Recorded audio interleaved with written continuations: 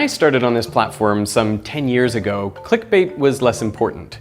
Subscribers were what mattered because most of the views came from the subfeed, and videos went viral usually by getting a lot of attention elsewhere, like on Reddit or Facebook, not due to the YouTube algorithm. But once you had a big video and people subscribed, well then your next video would likely get a lot of views from those subscribers. So YouTube would take that popular video and share it with more people, and so you'd get more subscribers in a positive feedback loop.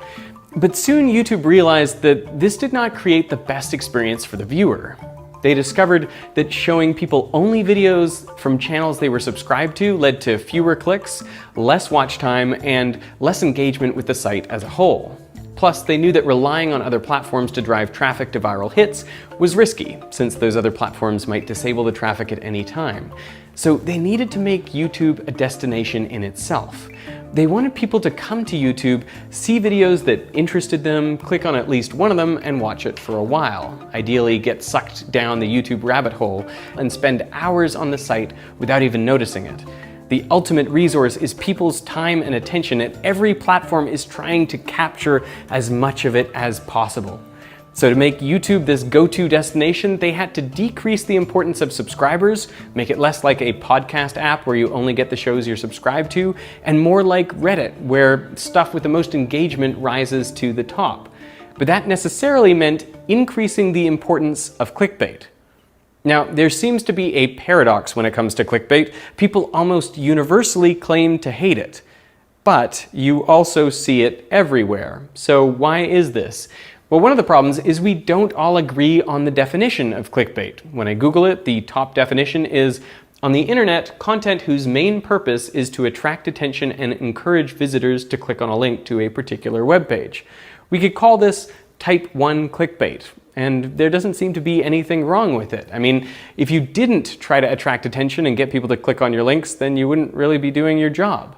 But there is a second definition, one that I think more people ascribe to, which is something such as a headline designed to make readers want to click on a hyperlink, especially when the link leads to content of dubious value or interest. Wikipedia says a defining characteristic of clickbait is that it is sensationalized or misleading. And it also talks about teasers that intentionally withhold information to exploit the curiosity gap. They give you enough information to make you curious, but not enough to satisfy that curiosity. Here are two actual titles from a news website. 9 out of 10 Americans are completely wrong about this mind-blowing fact. And someone gave some kids some scissors. Here's what happened next. I think we can all agree that these are examples of bad type 2 clickbait. Now imagine a clickbait space where on one axis you have how misleading or sensationalized it is, and on the other, how much information is intentionally withheld to create a curiosity gap. Well then these two titles fall in the top right corner. And these are the zones of type 2 clickbait. At the other extreme, you have things that are so unsensationalized as to be dull. You could call this the dead zone. Now here is where you would find strange applications of the Magnus effect. I mean, I didn't tell you what the applications were. Now in the middle is where you would find type 1 clickbait. But honestly, I think type 1 and type 2 clickbait are so different that we shouldn't even use the same word for them. Instead of type 1 clickbait, my friend and YouTuber Brady Heron suggested legit bait. I mean, it might sound enticing, but it is legit. Instead of type 2 clickbait, we could use click trap, click trick, link trap, or dupe shoot.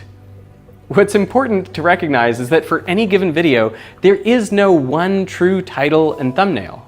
Each video could have hundreds or thousands of different legit bait titles. For example, how does a 0G plane work? I went on a plane that does parabolic trajectories. What happens to fire on a 0G plane?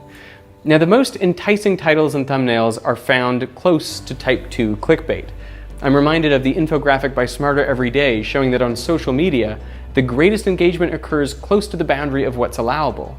But remember that everyone's definition of clickbait is different, and everyone's perceptions of words and images are different. So these are not clear boundaries, they're actually kind of fuzzy. What for one person might be legit bait, for someone else could be a click trap. What's clear is that on a site where click-through rate is important, clickbait of all types is inevitable.